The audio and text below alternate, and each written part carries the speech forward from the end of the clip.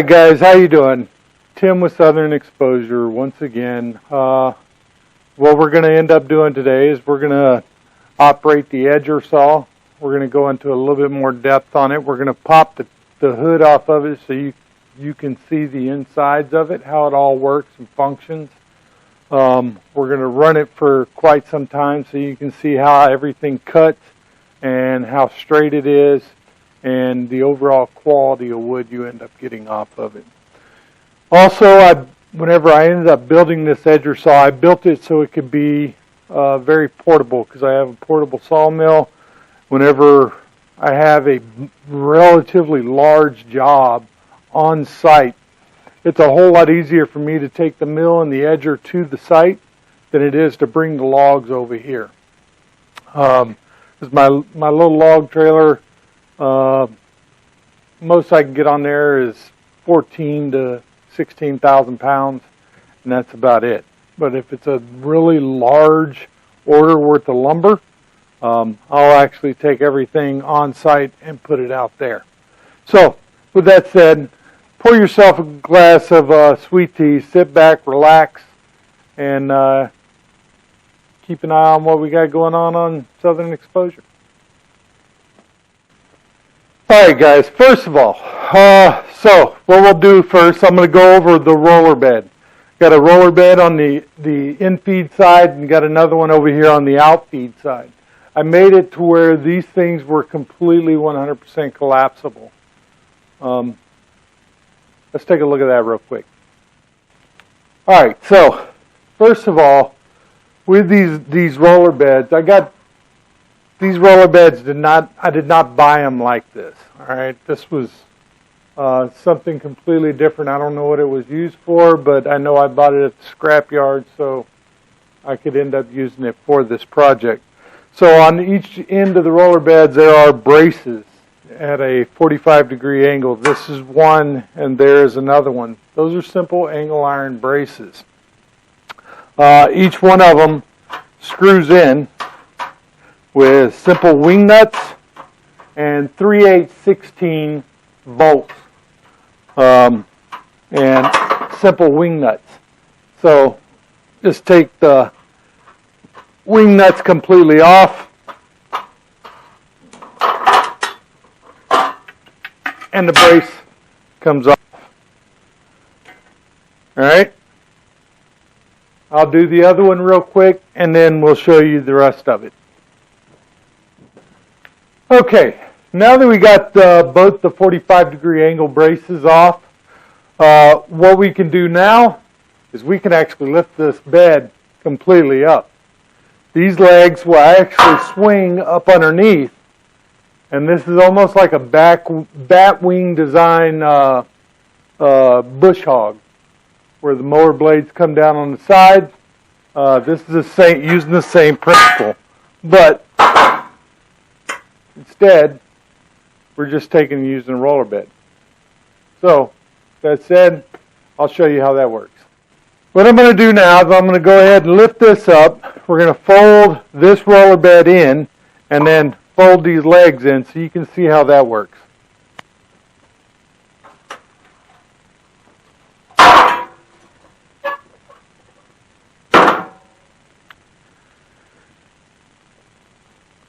Alright.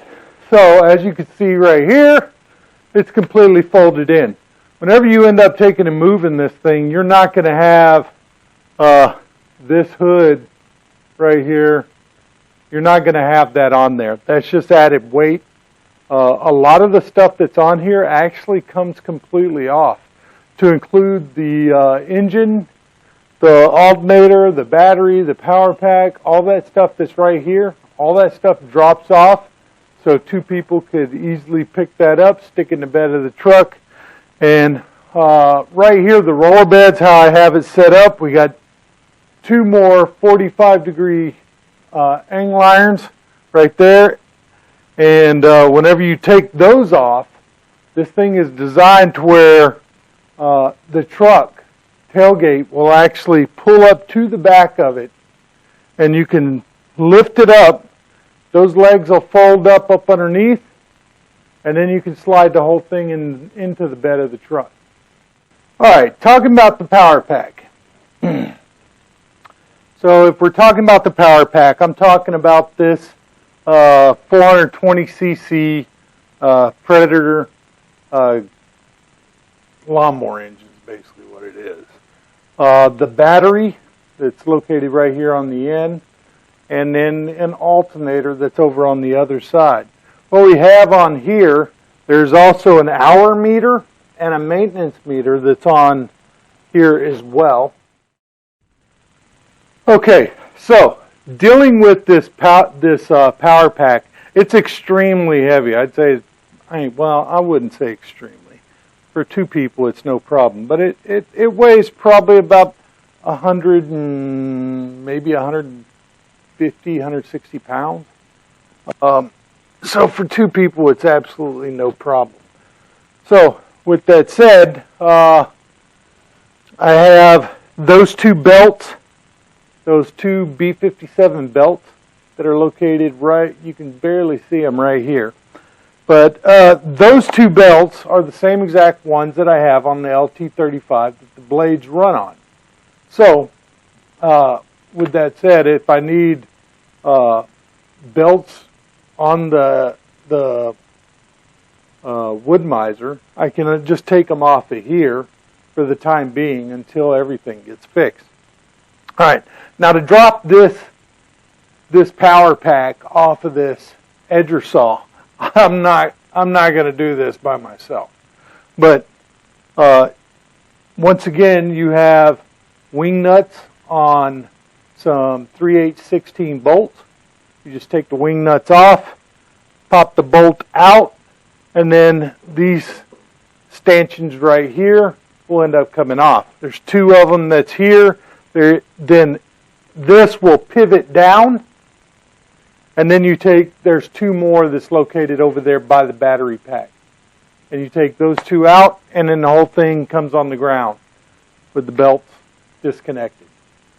Those two belts pop off, just pop off, and that's it. The whole thing will hit the ground, and then you just slide it out from up underneath it, and then pick it up and put it in the truck. That's it for that part. All right, moving on. All right, so the next part. This is a speed control for the motors, for the feed motors. Okay. I think I paid like $6 for this thing or something like that. I can't remember. It was so long ago. I guess that's the reason why it helps to keep junk around your house, so that way you can build crap like this. Anyway, this box right here is just some air conditioner tin. I got it from an old air conditioner. I just cut it up and put it on here. You can see it's galvanized.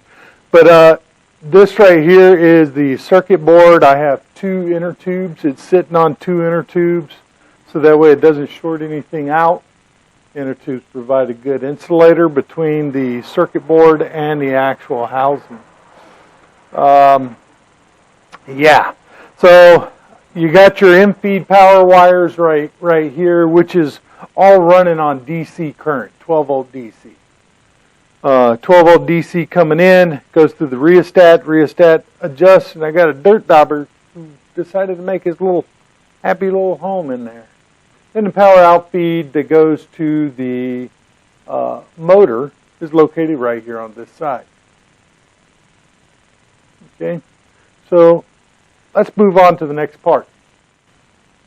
All right, guys, so we got the hood off. Now you can see the insides of up underneath the guard or the hood, whatever you want to call it. The hood's held on by 2 bolts on this side, 2 bolts on that side. As you can see, there is a slot right here that this tubing fits through. And whenever this hood is firmly seated on the top, to the top of this tubing right here, then it's in the perfect alignment, perfect spot. And you can slide the 2 bolts in, bolt it down. The reason why I have it that way is because the scale runs off of where the hood is sitting. and that'll tell you where your blade indicator is on the other side. This way, every time you take it on and off, you put it back on and you bolt it up tight, it's perfect every time. Alright, so next, let's take a look at what's up underneath the hood.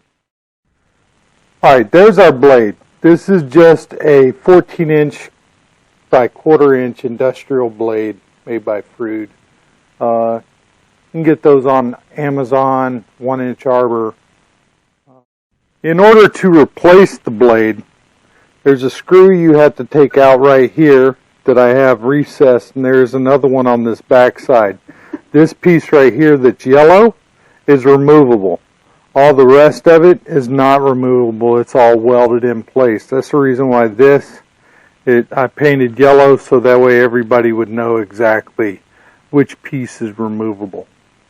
So you take this off and you have direct access up underneath here to the arbor nut that's holding on the blade. Okay, the springs. These two springs, this one here and this one here, are what actually provide the tension. Both of these rollers right here, this one here and that one there, both of those run up at a 45-degree angle on both sides, so that way more pressure is applied on the in-feed side than what is applied on the out-feed side. The out-feed side downward pressure is a little bit less. They take and they pull on each other with these springs to apply even more pressure, but that way whenever the board is feeding in to the saw, it'll go ahead and suck it right into it. The pivot points for those rollers, feed rollers, for the top, all that is a piece of half-inch pipe with some half-inch round bar run through it. And I just made little hinges on there, so that way it'll allow it to move up and down. That's it. Okay, the rollers themselves is just a 4-inch galvanized pipe, and I took a piece of 11-gauge steel and cut a round hole out with a hole saw, so that way I got a dead-on center and the outside, so that way I could recess that piece of 11-gauge into this pipe, weld it up solid, grind it down smooth, and then I could take and drill out a half-inch hole for a half-inch piece of round bar to go through as a shaft to hold the roller on. That's on all 4 of these feed rollers. This bottom roller down here is almost like sandpaper on it. I have bed liner, spray-on bed liner on there, so that way it can grip the wood more. The top just applies pressure. I haven't put the motors on for the top yet. My plan is to do that soon. I already have the windshield wiper motors for it and everything. I just haven't gotten around to it yet. If you look on this arbor, right, or this shaft right here for the front feed roller, the shaft is a little bit longer, and that's to accommodate for sprocket, my 11-tooth number 40 sprocket that's going to go on here, and then the actual motor is going to sit right up here and just feed directly down to it. On this feed roller there is this bolt that's attached to some chain, and that runs up through the hood, through that hole in the hood. Alright, that hole in the hood, what it goes to is this handle right here. So if you're feeding something through and it's too thick for the feed roller to jump up on top of, all you have to do is just grab a hold of this handle, pull on it, and that lifts that front feed roller up. That will actually pull on this piece of chain right here to take and lift this front feed roller up. So that way it can get on top of the material. Okay, the linear bearings. I had some questions from people on the linear bearings for the fence. This is my little arrow that tells me on the hood right up here on the other side there what the measurement is going to be from the blade here to this fence. So the linear bearings on these linear bearings right here came off of some cheap, I think it was a cheap miter saw, radial arm miter saw or something like that. I can't even remember what brand it is, to be honest with you. But I bought it at a yard sale, got the linear bearings out of it, and then I think I may have bought this shaft. I don't know. I don't know. Or I may have went out to my junk pile and got it. Who knows? Anyway, so put that on there. I know for sure I did buy these brackets that hold the shaft. I did buy those. Those were like $5 for all four, a set of 4. And then that holds the shaft on, linear bearings right on the shaft in and out. Okay, on the back here, on the back of the guide fence, there's these pieces of 2-inch channel that I have welded on there, and they run on here as a third means of contact for this rib fence. So that way the rib fence doesn't tilt back or forward. It will end up riding on here the entire time. The rib fence can't adjust or move either, because on here there's also, I got these small little pieces of 20 gauge sheet metal. I think that came from the air conditioner duct too, that I ended up bending and welding on here to keep these 2-inch pieces of channel from shifting forward or backwards. Alright, that is a resettable 60 amp breaker that feeds everything on board this machine. That's the exact same 60 amp breaker that's required for the Wood Miser as well, for the debarker controller. Then we got our means of electricity, which is a standard, I think it's a 90 amp alternator. It may be a Chevrolet alternator. I can't really remember. But we have that and this triple pulley down here, which one belt will end up running to the B series belt, will end up running to the alternator, and these two B57 belts actually run directly up to the arbor shaft itself.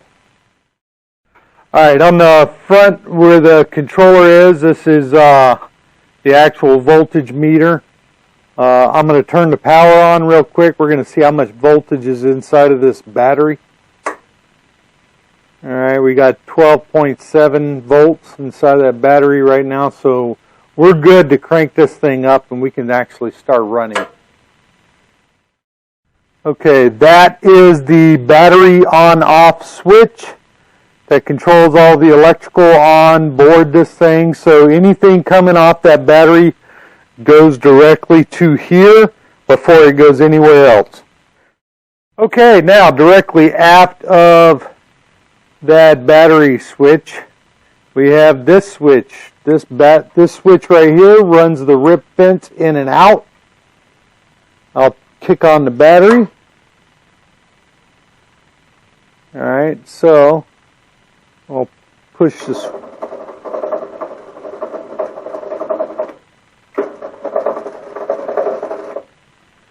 Alright, so you can see how this works.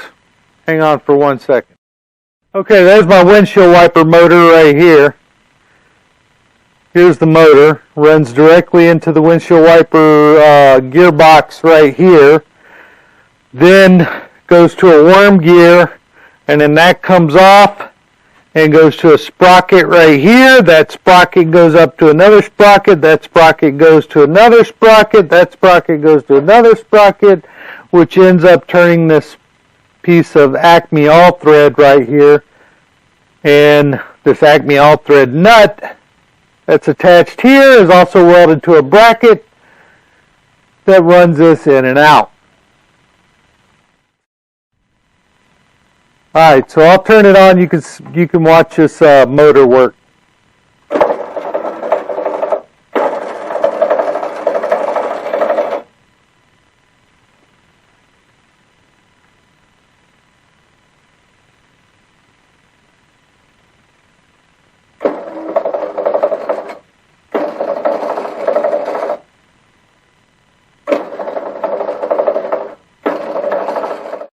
Alright, this right here is the laser.